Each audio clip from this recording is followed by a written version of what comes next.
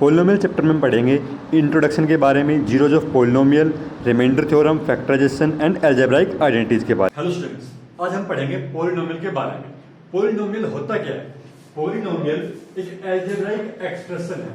ये algebraic expression किस type का होता है? A x raise to the power n plus b x raise to the power n minus 1 and so on up to z x raise to the power 1 plus c constant. इस type का हमारे polynomial होता है। यहाँ पे a b और z क्या है? ये है कोफिशिएंट ऑफ वेरिएबल और x क्या है हमारे पास? यहाँ पे कोई भी वेरिएबल है। वेरिएबल ऑफ पोलिनोमियल्स क्या होते हैं? पोलिनोमियल में हम x, y और z इनको वेरिएबल डिनोट करते हैं और जो भी कैपिटल लेटर्स होते हैं उनको हम कोफिशिएंट्स ऑफ वेरिएबल डिनोट करते हैं। अब आता है हमारे पास वन वेरिएबल। वन वेरिएबल क्या होता है? वन वेरिएबल कोई भी इक्वेशन जिसके अंदर सिर्फ एक ही वेरिएबल हो वो क्या कहलाते हैं? One variable equation. यानी कि 3x प्लस 2, यहाँ पे हमारे पास वेरिएबल कितना है? एक। तो ये कैसी इक्वेशन होगी? One variable equation. Two variable equation, यहाँ पे हमारे पास वेरिएबल कितने मिलेंगे? दो वेरिएबल मिलेंगे। तो वो कैसी इक्वेशन हो गई? Two variable equation. और थ्री वेरिएबल इक्वेशन में हमारे पास वेरिएबल कितने होंगे? तीन वेरिएबल होंगे, यानी 4x plus 5y and plus 7z। तो यहाँ पे वेरिएबल कितने हो गए? तीन, x, y और z। अब हमारे पास आता है कि जीरो पोलिनोमियल और कांस्टेंट पोलिनोमियल। जीरो पोलिनोमियल क्या होता है? यानी कि जो जीरो को ही हम क्या कहते हैं? जीरो पोलिनोमियल कहते हैं। और कांस्टेंट पोलिनोमियल यानी कि सिर्फ जिसके अंदर क्या हो? कांस्टेंट टर्म हो, उसे हम क्या कहेंगे? Constant polynomial. जैसे कि 2, 3, कोई ये क्या है? एक सिर्फ एक कांस्टेंट टर्म है यहाँ पे 2, तो ये कैसा पोलिनोमियल होगा? Constant polynomial. 3 यहाँ पे कांस्टेंट है, तो ये भी क्या हो गया? कांस्टेंट पोलिनोमियल हो गए। अब आते हैं, हमारी बात आती है इक्वेशंस के ऊपर। इक्वेशंस किस तरह की इक्वेशन? मोनोमियल, बाइनोमियल और ट्राइनोमियल। मोनोमियल यानी कि जिसकी डिग्री, जिस भी इक्वेशन की डिग्री कितनी हो? 1, उससे हम क्या कहेंगे? मोनोमियल। x प्लस में 1, x की पावर 1। बाइनोमियल जिसमें डिग्री कितनी हो? 2, यानी कि x square plus x plus 3, यानी कि हाईएस्ट वेरिएबल की हाईएस्ट डिग्री कितनी हो? 2, वो किस हो जाएगी? बाइनोमियल। और इसे हम क्या कहते हैं? Quadratic equation. क्वाड्रेटिक इक्वेशन भी कहते हैं। और ट्राइनोमियल, इसे हम क्या कहेंगे? ट्राइनोमियल को जिसकी हाईएस्ट डिग्री कितनी हो? 3, x cube plus 3x square plus x plus 1। और ये कैसी इक्वेशन होती है? ये होते हैं क्यूबिक इक्वेशन, यानी क्यूबिक पॉलिनोमियल्स। ये हमने थोड़ा सा इसका बेसिक्स जाना है। डिग्री ऑफ पॉलिनोमियल ये क्या होती है? किसी भी पॉलिनोमियल की जो वेरिएबल की मैक्सिमम पावर होती है वो क्या होती है? हमारे पास डिग्री होती है। वेरिएबल की मैक्सिमम पावर, उसे हम क्या कहते हैं? डिग्री। तो यहाँ पे हमारे पास वेरिएबल क्या है? x, इसकी मैक्सिमम पावर कितना है? 5, तो इसकी डिग्री कितना हो जाएगा? 5। यहाँ पे हमारे पास इसकी डिग्री कितना हो जाएगा? 2। ये क्या हमारे पास? Constant polynomial. कांस्टेंट यानी कि नॉन जीरो कांस्टेंट पोलिनोमियल। कैसा? नॉन जीरो, यानी कि वो जीरो नहीं होना चाहिए। तो उसकी जो डिग्री होती है वो कितनी होती है? 0। और यहाँ पे हमारे पास इसकी डिग्री कितना हो गया? 1 हो गई है। और जो जीरो होता है यानी जीरो पोलिनोमियल, जीरो पोलिनोमियल से हम जीरो पोलिनोमियल, इसकी डिग्री क्या होती है? डिफाइन नहीं होती है, नॉट डिफाइंड। तो ये हमारे पास डिग्री के बारे में थोड़ा सा हम पढ़ेंगे जीरोज ऑफ पोलिनोमियल के बारे में। जीरोज ऑफ पोलिनोमियल, कोई भी हमारे पास एक पोलिनोमियल है, उसकी जीरोज फाइंड आउट करना है। तो सबसे पहले हम क्या करेंगे? जो हमारे पास पोलिनोमियल है उसको इक्वल टू 0 रखेंगे और वहां पे जो हमारे पास वेरिएबल है उसके लिए उसे सोल्व करेंगे। तो यहाँ पे हमारे पास पोलिनोमियल क्या है? 3x माइनस 5 इक्वल टू 0 रखा। 3x, इसकी वैल्यू कितनी आ गई? 5, और x की वैल्यू कितनी आ गई? 5/3। तो ये जो x की वैल्यू आई है 5/3, ये हमारा क्या है? 0 है। किसका? पोलिनोमियल का। तो इस तरह से हम किसी भी क्वेश्चन के पोलिनोमियल की जीरो वैल्यू फाइंड आउट करेंगे। पोलिनोमियल के जीरोस के बारे में हमारे पास कुछ प्रॉपर्टीज है, उनको हम पढ़ेंगे। A zero of a polynomial need not be zero, यानी कि कोई भी पोलिनोमियल है उसका जीरो जरूरी नहीं है वो क्या हो? जीरो हो। जैसे कि हमारे पास पोलिनोमियल है 3x माइनस 5, इसके हमें जीरो निकालना है। इसके जीरो क्या आएगा? x इज इक्वल टू 5/3, जो कि क्या है? हमारा नॉन जीरो है। और जीरो किसी भी पोलिनोमियल का क्या है? जीरो हो सकता है। जैसे कि X square minus 2x equal to 0। यहाँ पे हम इसको सोल्व करते हैं तो इसकी x की जो वैल्यू आएगी वो क्या आ जाएगी 0 और 2। तो 0 हमारे पास यहाँ पे क्या हो गया, इसका पॉलिनोमियल का जीरोस हो गया। और कोई भी लीनियर पॉलिनोमियल है हमारे पास, कैसा पॉलिनोमियल, लीनियर पॉलिनोमियल, यानी कि इसके अंदर क्या होता है, लीनियर पॉलिनोमियल में वन वेरिएबल होता है, तो उसमें क्या होगा, one and only one he zero मिलेगा। जैसे कि हमारे पास 3x माइनस 5, इसमें क्या है, लीनियर पॉलिनोमियल है और इसका जीरो क्या है, सिर्फ एक, 5/3।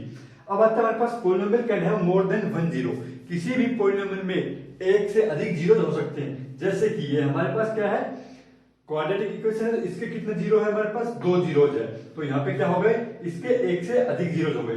क्यूबिक पॉलिनोमियल आएगा उसमें कितने जीरो जाएंगे, 3 जीरो जाएंगे। और हम पढ़ेंगे रिमाइंडर थ्योरम के बारे में। रिमाइंडर थ्योरम क्या कहती है कि कहती है dividend equals to divisor into quotient plus remainder, यानी कि ये हम डिवीजन मेथड यूज करते हैं। यहाँ पे हमारा आता है डिवाइडेंड एंड यहाँ पे कोशेंट एंड यहाँ पे डिवाइजर, और जो हम इसको डिवाइड करने पर जो हमारे पास बचता है उसे हम कहते हैं रिमाइंडर। सो हमारे पास क्वेश्चन है 3x² plus x plus 1 divided by x plus में 1। तो हम इसे डिवाइड करना शुरू करते हैं। सबसे पहले किस तरह करेंगे, 3x² plus x plus 1 divide किससे करना है, x प्लस में 1 से। तो हमें सबसे पहले इसे किस तरह से डिवाइड करेंगे, हम इसे जो हमारा x है इसे ऐसे नंबर से मल्टीप्लाई करना है, इसे मल्टीप्लाई करने पे हमारा क्या बन जाए, 3x² बन जाए। तो हम क्या करते हैं, इस x को 3x से मल्टीप्लाई करते हैं, तो क्या बन जाएगा हमारे से 3x से मल्टीप्लाई करने पर 3x² और 1 से मल्टीप्लाई करेंगे तो क्या बन जाएगा, ये प्लस का 3x। अब हम क्या करेंगे, यहाँ पे सब्ट्रैक्ट करेंगे, सब्ट्रैक्ट करने पे ये हमारी टर्म कैंसिल हो जाएगी। यहाँ पे क्या बचेगा, 3 माइनस का है और यहाँ पे 1 प्लस का, तो यहाँ पे बचेगा माइनस का 2x प्लस का 1। अब इसे सोल्व करने के लिए हम क्या करेंगे, माइनस का 2x चाहिए हमें, तो इसे माइनस के 2 से मल्टीप्लाई करेंगे, माइनस का 2x minus 2। Again sine change करने पर हमारे पास ये टर्म कैंसिल और रिमाइंडर हमारा कितना बच गया, 3। ये हो गया हमारा remainder and this is quotient, और ये हमारा divisor and this is divider. तो इस तरह से हम रिमाइंडर थ्योरम का यूज करते हैं। रिमाइंडर थ्योरम में हमारे पास कोई भी पॉलिनोमियल है और हमें उसे चेक करना है कि वो कंप्लीटली डिविजिबल है या नहीं है किसी भी टर्म से, जैसे कि x³ प्लस 1, इसे हमें चेक करना है क्या ये x प्लस 1 से कंप्लीटली डिवाइड होता है या नहीं होता। तो हम क्या करेंगे, जिस चीज से हमें चेक करना है x प्लस 1 से कंप्लीटली डिवाइड होता है नहीं होता, उसे इक्वल टू 0 रखेंगे और यहाँ से हमारे पास x की वैल्यू कितनी आ गई, -1। अब इस x की वैल्यू इस पॉलिनोमियल में पुट करेंगे। अगर ये पुट करने पर क्या है, 0 आती है हमारी, तो हमारा क्या है, पॉलिनोमियल कंप्लीटली डिवाइड होता है। तो यहाँ पे -1 की पावर 3 करने पर कितना आता है, -1 प्लस 1, जो कितना आ गया, 0। इसका मतलब क्या हुआ, यहाँ पे x³ प्लस 1 जो क्या है कंप्लीटली डिवाइड होता है किससे, x प्लस 1 से। इस तरह से हम किसी भी पॉलिनोमियल का रिमाइंडर भी फाइंड आउट कर सकते हैं। जैसे कि हम एक पॉलिनोमियल लेते हैं 2x² प्लस 5x प्लस 1, इसे हमें रिमाइंडर फाइंड आउट करना है when it is divide by 3x plus 1। सो यहाँ से फाइंड आउट करते हैं इसका 0, x की वैल्यू कितनी, इसको इक्वल टू 0 रखते हैं, तो यहाँ से x की वैल्यू कितनी आ गई, -1/3। अब इस x की वैल्यू को हम इस पॉलिनोमियल में पुट करेंगे और जो हमारी वैल्यू आएगी वही हमारा क्या होगा, इसका रिमाइंडर होगा। ये डायरेक्ट मेथड है किसी भी पॉलिनोमियल का रिमाइंडर निकालने का।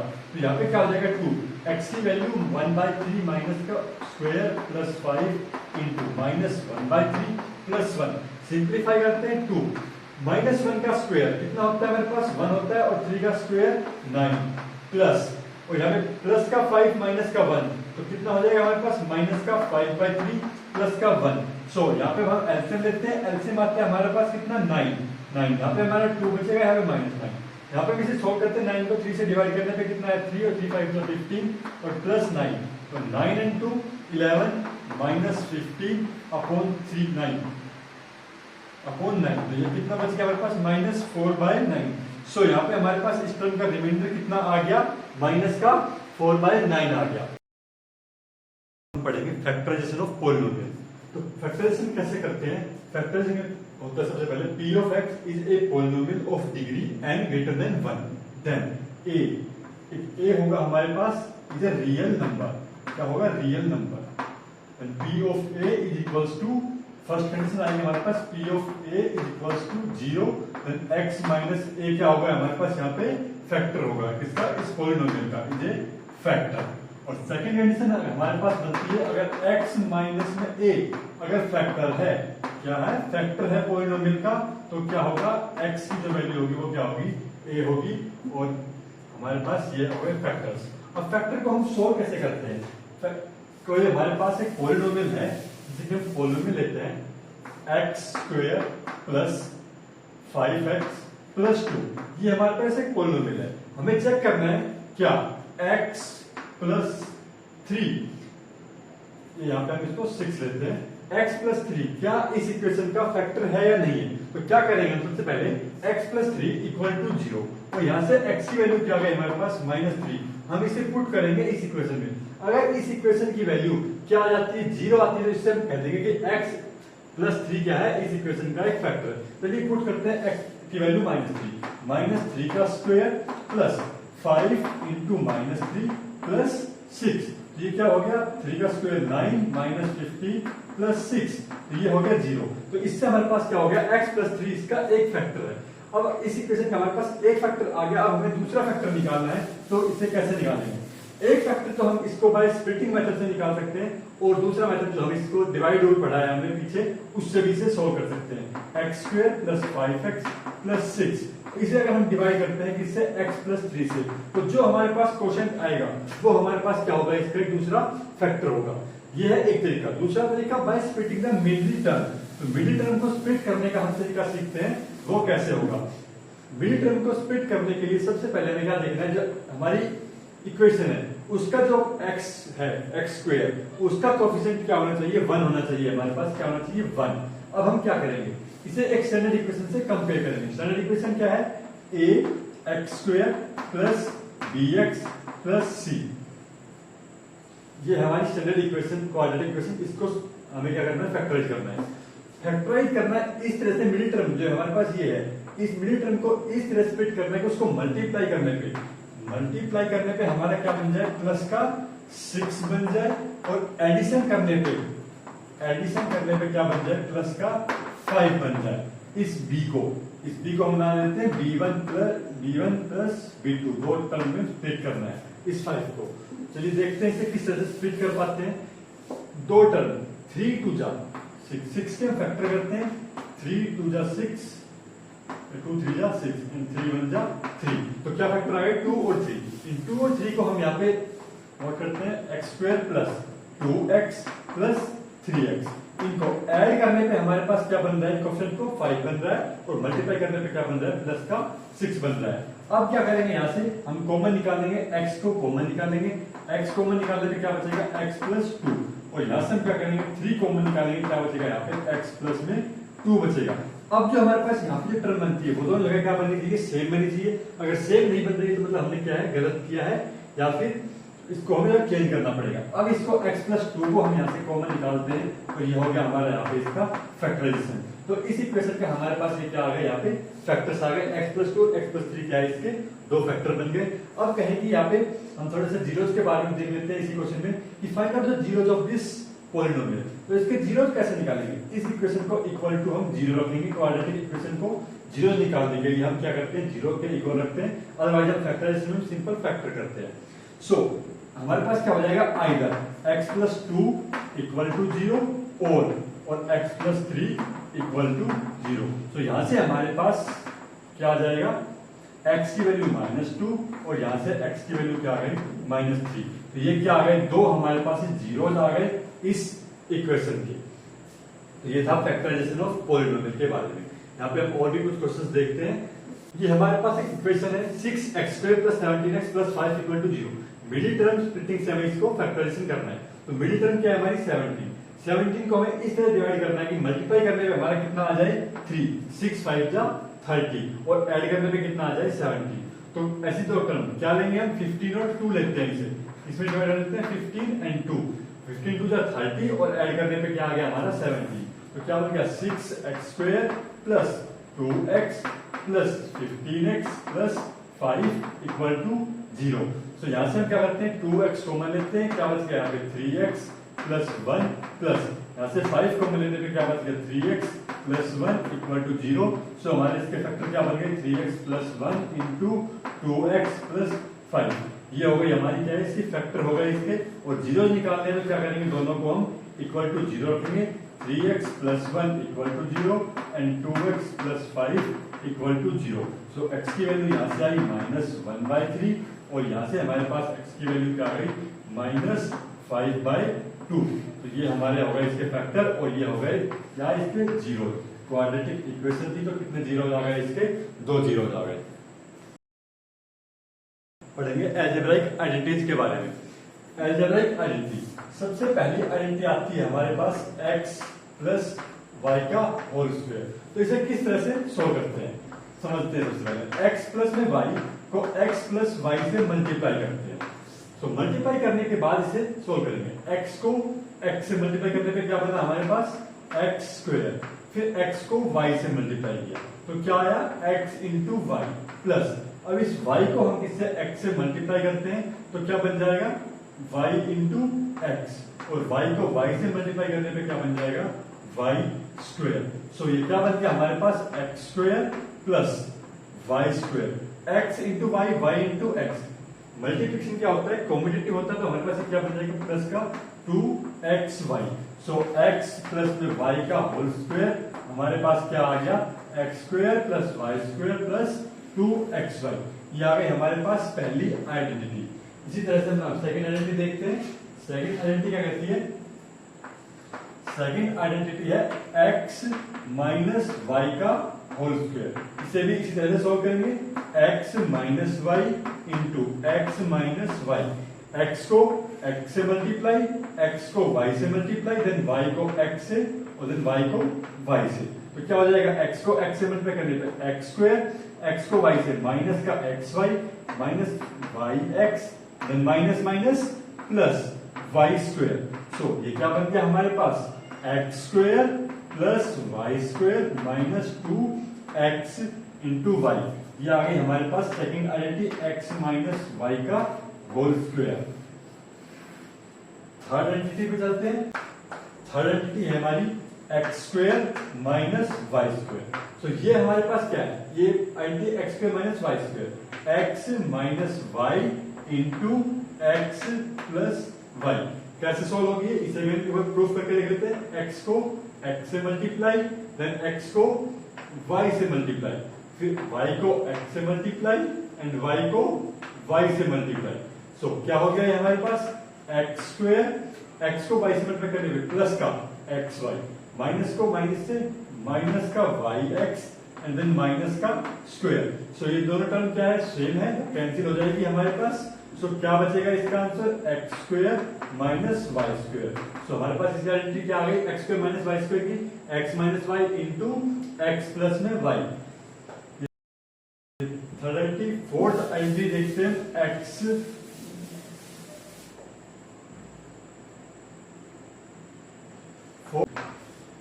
फोर्थ आइडेंटिटी कहती है x plus a into x plus b. ये किसके इक्वल होगा, ये हमारा बनेगा x square plus a plus b into x plus A b. ये कैसे आई, इसको हम दोनों मल्टीप्लाई करते हैं। एक्स को एक्स से क्या बना एक्स स्क्वायर, एक्स को बी से प्लस एक्स बी, ए को एक्स से plus A X plus A B. अब क्या किया यहां से हमने एक्स को कॉमन किया, ए प्लस बी बाहर आ गया हमारा इंटू एक्स प्लस ए बी इंटू एक्स स्क्वायर। तो ये बन गई हमारी आइडेंटिटी नंबर 4। ये है हमारे पास fifth identity x plus Y plus z का होल स्क्वायर। तो क्या है x square plus Y square plus Z square plus 2xy plus 2yz plus 2zx।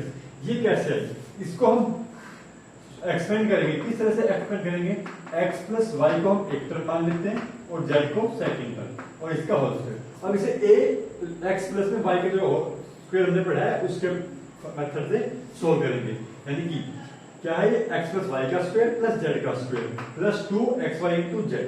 सो हमारी क्या बन जाएगी इससे, ये इक्वेशन बन जाएगी x प्लस वाई का whole square plus Z square plus 2 into x plus Y into Z. अब यहाँ पे हम x प्लस वाई का होल स्क्वायर लगाएंगे तो क्या बन जाएगा X square plus Y square plus Z square plus 2x Y. Z square हमारा यहाँ से आ लिया है और इसका 2xy ये आ गया। इस 2x को जेड से मल्टीप्लाई किया 2xz प्लस 2yz। अब इसको रीअरेंज करके हम क्या इस फॉर्म में लिख देंगे। ये हुई हमारे पास फिफ्थ आइडेंटिटी। सिक्स प्रॉपर्टी कहती है हमारी x प्लस वाई की होल क्यूब क्या होगी। सो ये होगी हमारे पास x cube plus Y cube plus 3x into Y into x plus Y. इसे हम दो तरीके से लिख सकते हैं।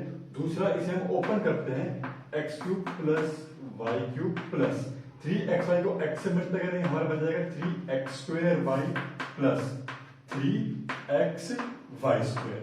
ये हमारी थी सिक्स प्रॉपर्टी। सेवंथ प्रॉपर्टी आपकी कहती है हमारी x माइनस वाई का होल क्यूब। तो ये क्या हो जाएगा हमारे पास x cube minus Y cube minus 3x into Y into X minus Y. और इसे अगर हम ओपन करते तो क्या बन जाएगा x cube minus Y cube minus 3x square Y plus 3x Y.